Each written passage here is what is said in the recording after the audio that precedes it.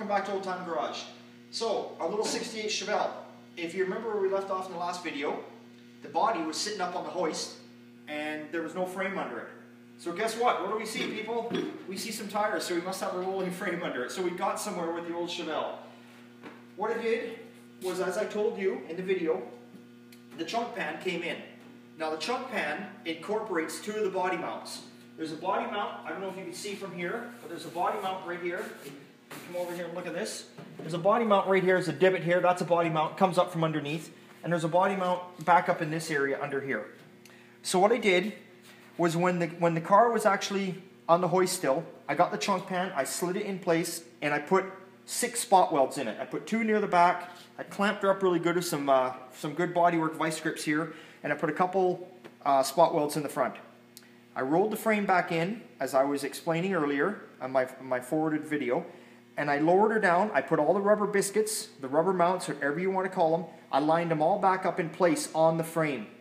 I bolted her down in the front, I bolted her down the middle, I bolted her down right here, and I bolted her down here. And guess what? I just finished saying I bolted her down, so it must mean it all lined up. It lined up perfect. I got the floor nicely lined up on the first shot.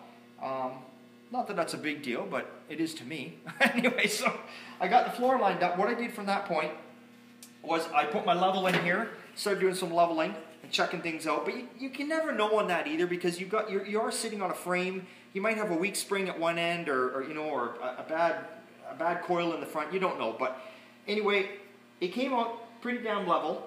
So we leveled it out. I took some good points of measurements, cross measurements here and there. Measurements all came in within where I'm happy with them anyway. From that point, what I did was I bolted the chunk lid on, put the chunk lid on, made sure all the gaps looked good. The gaps looked excellent. So once that was done, chunk lid's off. Here we go. So what we're going to do here is we are now going to lift the body back off the frame. We're going to roll the frame, get it the hell out of here, and we're going to finish welding up the whole pan now. The spot welds that are in here, it's not going to move. It's good. It's tight. It's perfect. We're going to weld all the pan in.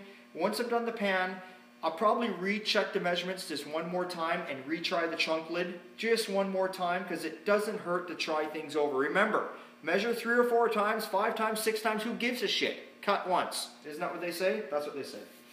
Anyway, so we're going to try it one more time. So we're going to get the body back off the frame here, and we're going to chunk pan in. And then from there, we're going to go on to our wheel tubs, our outer wheel tubs. As I was explaining to you, you can see right here where the wheel tubs separate. So they separate along here. We're going to get our outer wheel tubs off. What I'm going to do here now is I'm just going to put a couple spot welds on the outer wheel tubs. I've got aftermarket wheel tubs. I got good quality wheel tubs. I didn't buy cheap, no-name shit wheel tubs, because it just takes longer for them, and you don't save any money in the end. So I'm going to spot weld them in just in a couple places. I'm going to finish cutting the quarter panel. I'm going to brace the car up inside, and I'm going to cut the quarter off, because the quarter panels I got come up in here where the lead seam is. They come complete with this. They wrap right into here, so all this is gone. They come right up on top here and spot weld into the lip where the chunk lid actually goes. See, I don't know if you can actually see this. You probably can't, but here's some factory spot welds right here even. So these all get drilled out and come along here, and here's some more here, and this wraps right around, and the new quarter will go here. So what I'm going to do, like I'm saying here over and over again like an asshole, I'm repeating myself, I'm going to spot weld this on, and then I'm going to try the new quarter panel on. Because I've seen it before where you go ahead and you get a wheel tub, and it's identical to this one, and you put it in the exact same spot. But you go to put the quarter panel on, and something is fucked up somewhere along the lines, because this wheel tub is supposed to have a lip here. And this is where your quarter panel on all cars have a lip around, yay wide. All you guys out there know it. They've got a lip there, and what it does is the outer quarter panel spot welds to this. And I've had it before where I've mounted these in here. They look good, but something is out of place, and when you go to put the quarter panel on and you go to join these two, there's like a big gap like that. So I like to just mock everything up. It's better just to take your time and do it properly and try it than just jump to it and just jam it on. I realize that if you're just doing it for yourself and you don't care, well then do whatever you want. But I do it for customers, and some of my customers are in a hurry. They're like, you know, just hurry up, hurry up. But, you know, you have to understand that, you know, in the end, you're not solving the problem. You're creating more work. Because if you don't get it to line, you know, it might take an extra hour, I guess is what I'm trying to say. It might take an extra hour with all the bullshitting around that I'm doing by pre-fitting panels on and off, on and off. But at the end of the day, if I didn't pre-fit them and try them a couple times at least, what happens when it's all together and nothing lines up? Now I'm going to spend how many hours trying to fix that, you know? And then it's never right. So what's the point? When you're doing a car to this extent, this car is obviously, I mean, look at it. Basically what the guy brought me was, the guy brought me a roof and a dashboard and said, build me a 68 Chevelle. So, I mean, sorry, Dennis, but it's a little worse than we thought it was. But anyway, you know, at the end of the day, just slow down. Don't worry about the clock. Don't worry about the time. It is what it is. Explain it to these people if you're out there, and they'll have to figure it out. But that's what we're doing right there. I just wanted to show you guys that. So thumbs up. We got the floor in. Thank God. The car's starting to look like something. I mean, now it's a Chevelle with complete floors. So thank God for that. So there we go. And we'll do a quick little update here on our little 64 Ford pickup. It's in the bay here. It's kind of tight. Here we go. So she's all done. She's finished off with her final sand with 500 grit. We just got to give it a final wipe, wash it all down. We've ran our caulking all through the seams. It's all done. The hood is back on, as you can see. We painted all the jambs here. All this stuff, I don't know if you can get a good shot of this. It's a tight room. It's pretty close. But everything is painted here. This is the color, the factory original color. I believe they call it Skyline or Skylight Blue. I can't remember. But anyway, we've painted all the edges. It all gets, you know, masked really nice. We've got the hood back on.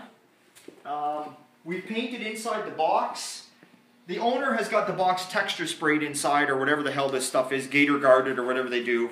He's got a big tonneau cover that covers it. So, but we painted the box. You can see the tailgate's all painted on the inside. All the door jambs are, I'll see if I can get this for you. All the door jambs, the doors, they are all painted. So basically what we're doing here is we are gonna, there we go. You can see it's a tight bay. Anyway, basically what we're gonna do here is this little girl here is gonna get a good wipe down now. And we are going to take her down, and my painter is going to paint her up. We're going to get the paint all done, the two-tone, the blue with the white on her. And then we're going to bring her home.